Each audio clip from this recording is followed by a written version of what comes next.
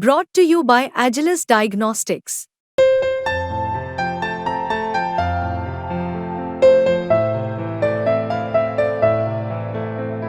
Agilus Diagnostics. तो आदाब, नमस्कार, गुड इवनिंग, सत श्रीकाल। एक बार फिर आप तमाम लोगों का स्वागत है क्राइम तक की कहानी के इस एपिसोड में। उम्मीद है पूरी फैमिली अच्छी होगी, अपना और अपनों का ख्याल रख रही होगी। कई ऐसी कहानियां आपको सुनाई जिसमें मैंने ये कहा कि डीएनए एक ऐसी चीज़ है जो कभी चकमा नहीं दे सकती, कभी धोखा नहीं दे सकती। और डीएनए वो चीज़ है जिससे बड़े बड़े अनसुलझे केस को सुलझाया जा सकता है। यहाँ तक कि अमेरिका में 50-50 साल पुराने अनसुलझे केस को सिर्फ डीएनए तकनीक की वजह से सुलझाया गया। डीएनए वो चीज़ है जिसकी वजह से अभी कोलकाता जूनियर डॉक्टर के केस में भी आरोपी संजय राय की डीएनए प्रोफाइलिंग, उस जूनियर डॉक्टर के बॉडी से जो डीएनए प्रोफाइलिंग बनी वो मैच किया, इसलिए कहा गया कि ये रेप है, गैंग रेप नहीं है। तो रेप के केसेस में भी डीएनए सबसे बड़ा हथियार होता है किसी को सज़ा दिलाने के लिए। लेकिन अगर मैं आपसे ये कहूँ कि वही डीएनए धोखा दे जाए और उसी डीएनए की रिपोर्ट की वजह से पुलिस कातिल को छोड़ दे, कातिल तक पहुँचे भी नहीं, और फिर एक मरने वाले शख्स की शिनाख्त तक ना हो, तो आप क्या कहेंगे? और एक बार नहीं बल्कि दो बार डीएनए धोखा दे जाए, क्या डीएनए धोखा दे सकती है? अजीब चीज़ है, क्योंकि ऐसा हो नहीं सकता। हर इंसान का इस धरती पर जो पैदा हुआ है, उन सभी का डीएनए एक दूसरे से अलग है, तो ये भी नहीं है किसी और से मैच करेगा। आज की कहानी एक पुलिस इन्वेस्टिगेशन की गजब की कहानी है। पुलिस वालों की भी हम लोग बहुत शिकायत करते हैं, लेकिन कुछ पुलिस वाले हैं जो दिमाग लगाते हैं किसी केस को सुलझाने के लिए। मध्य प्रदेश में एक जगह है दमोह, और इसी दमोह इलाके में 2023 की बात है। एक परिवार रहा करता था और इस परिवार में पति पत्नी और उनका एक बेटा था। बेटे का नाम जयराज 10वीं क्लास में पढ़ता था। माँ बाप ठीक ठाक, पिता की करोड़ों रुपए की प्रॉपर्टी, ज़मीन, फ्लैट, जायदाद, सब कुछ था। 28 मार्च 2023 की शाम को जयराज यूं ही अपने गांव में, दमोह के जहाँ पे वो रहा करता था, खेलने के लिए गया।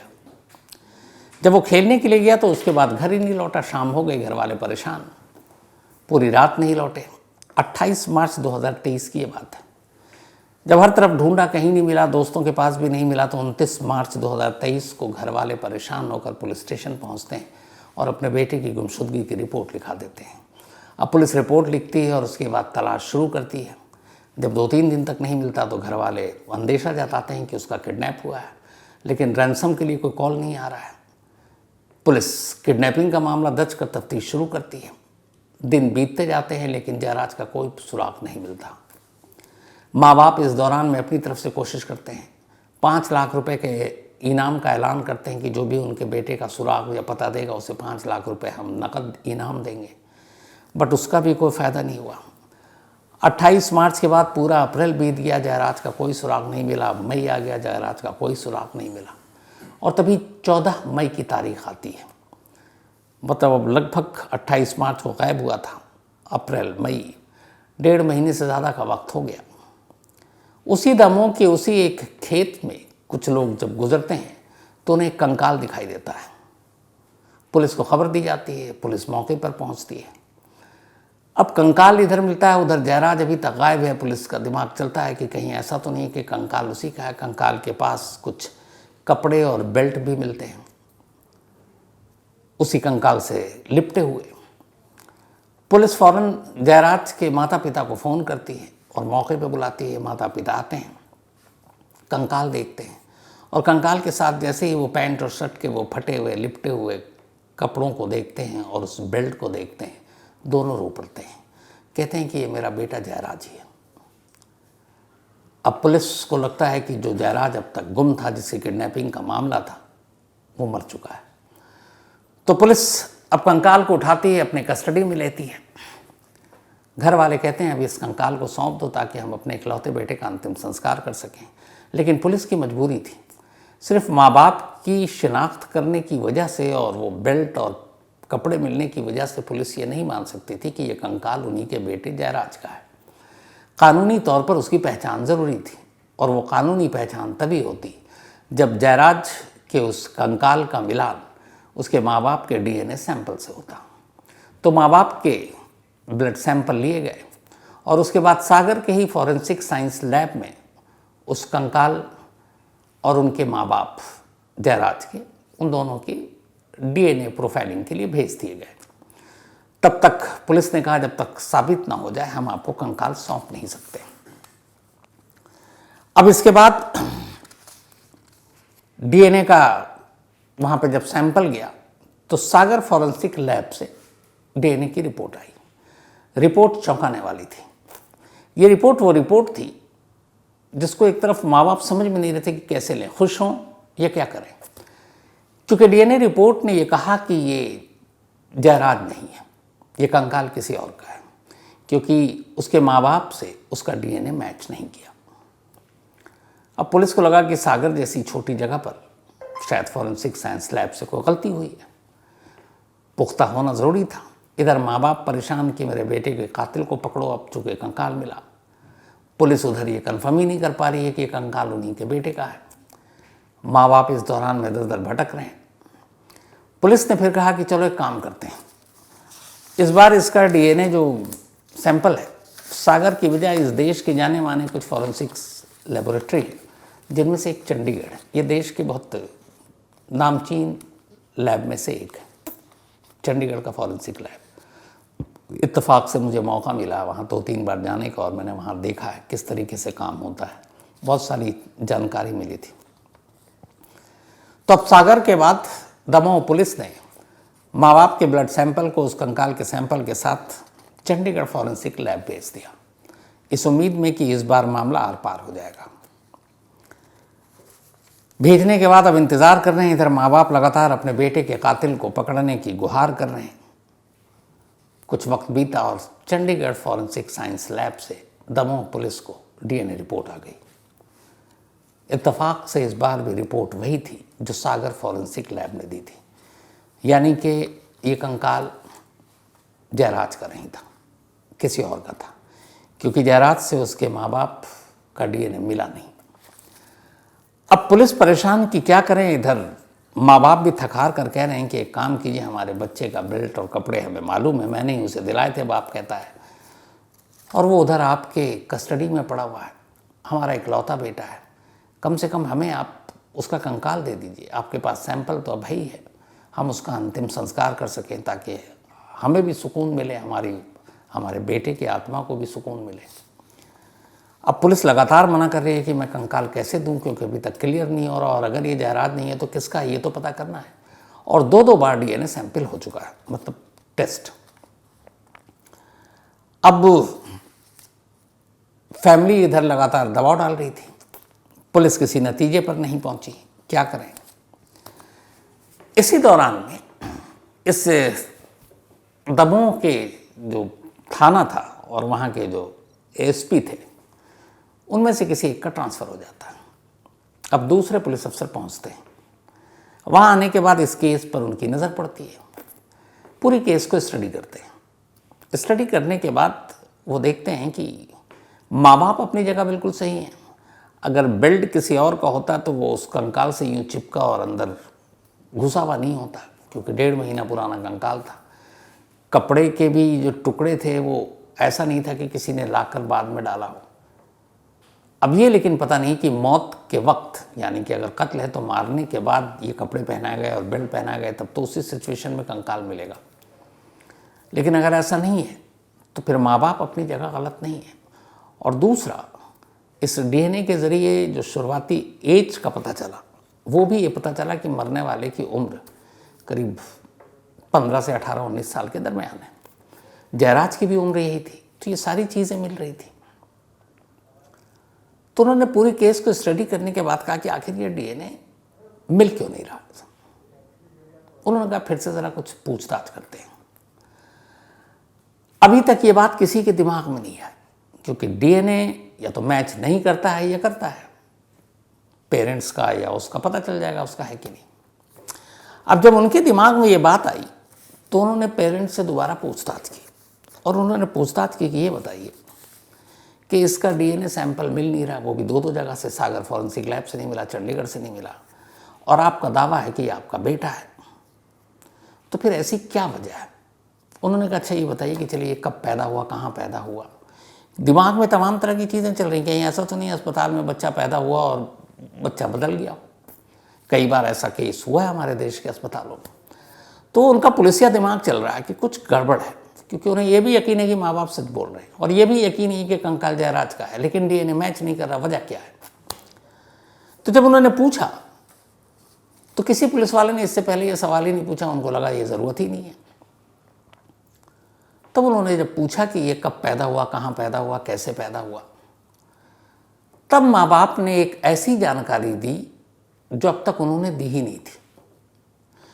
उन्होंने कहा कि दरअसल हमारी शादी को काफ़ी वक्त हो गया, हमें कोई औलाद नहीं थी, हमने इधर उधर बहुत मन्नतें मांगी, कोई फ़ायदा नहीं हुआ।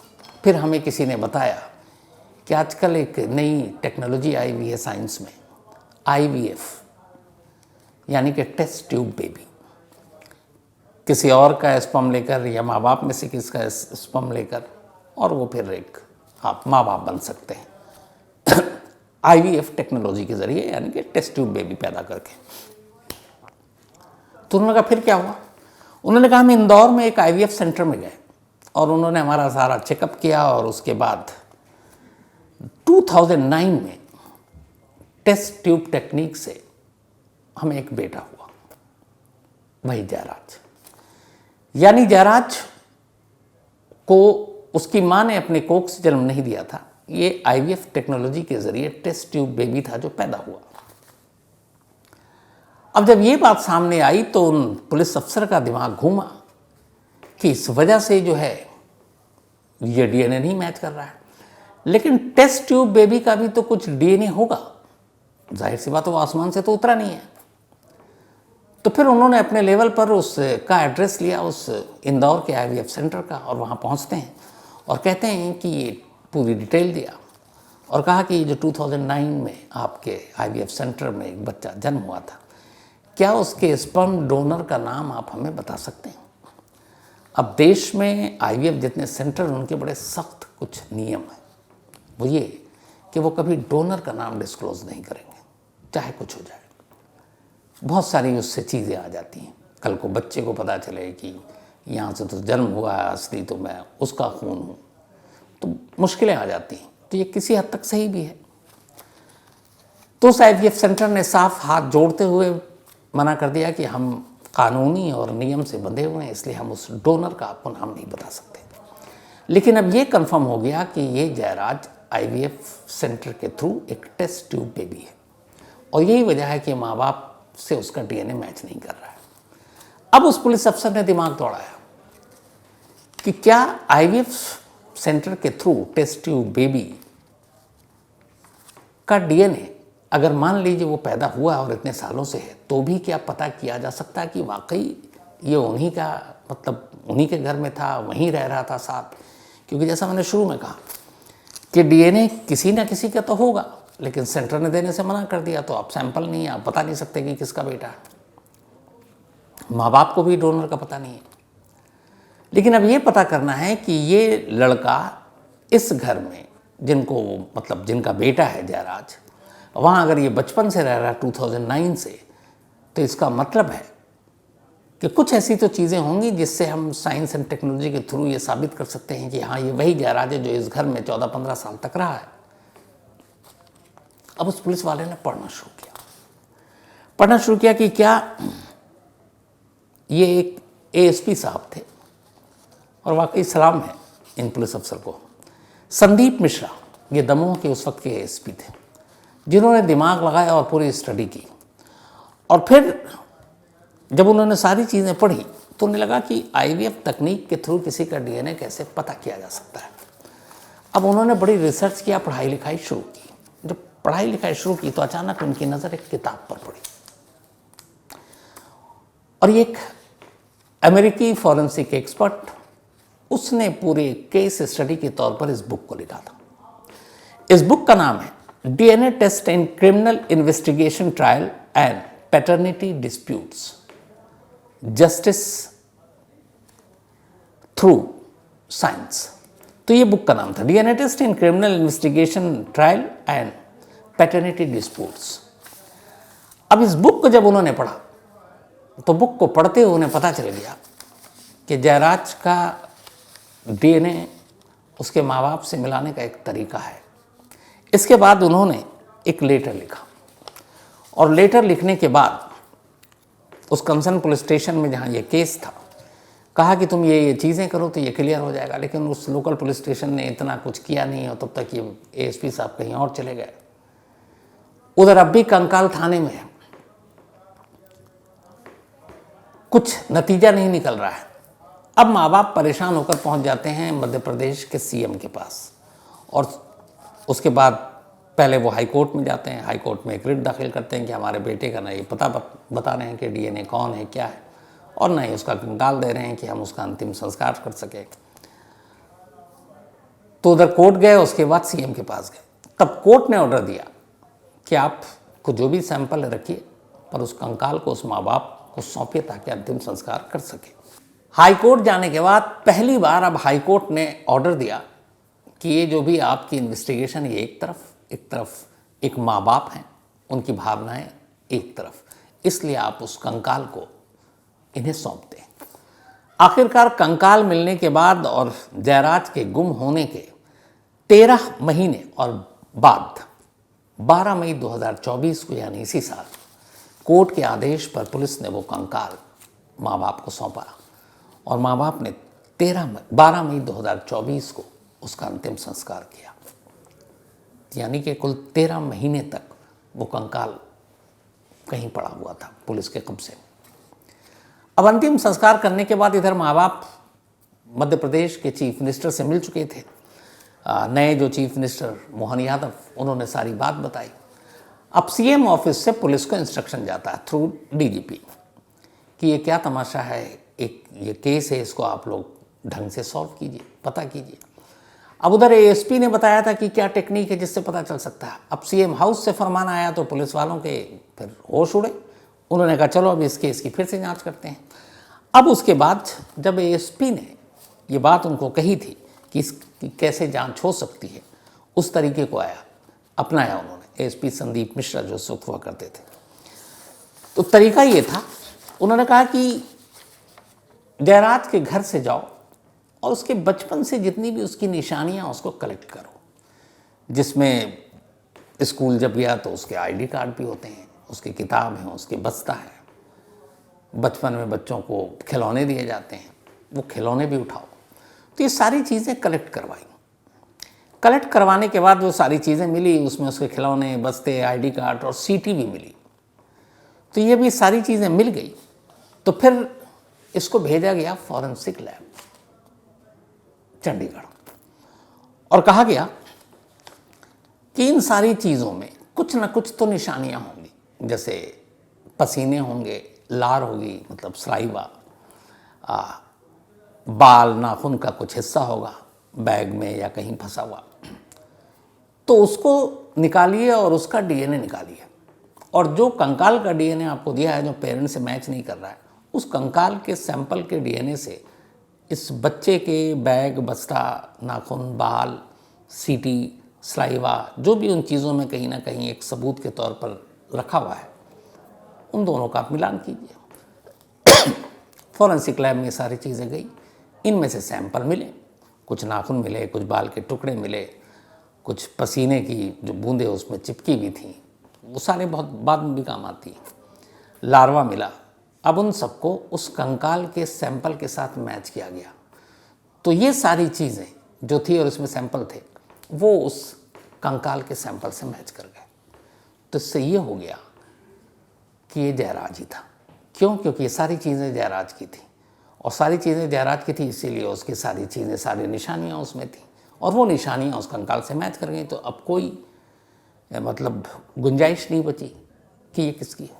तो अब जैसे ही ये मैच कर गया, जो दो डीएनए नाकाम रहे, क्योंकि वो टेस्ट ट्यूब बेबी था तो माँ बाप से तो डीएनए मैच नहीं कर सकता था, लेकिन इन सामान ने सारे ये बता दिया कि ये जयराज ही था, क्योंकि उसके शरीर के सारे सबूत उन बैग में, खिलौनों में, सीटियों में, जूतों में, मोज़ों में मिल चुके थे।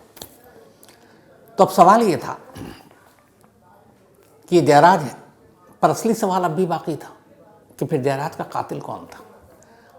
अब पुलिस ने उस लाइन पर अपनी जांच शुरू की, क्योंकि अब क्लियर हो गया कि जयराज ही है।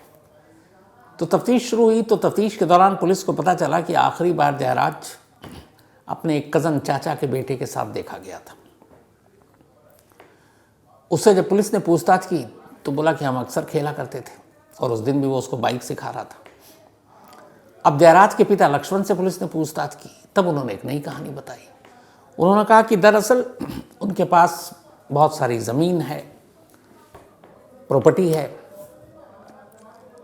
और शादी के बाद उनकी कोई औलाद नहीं थी।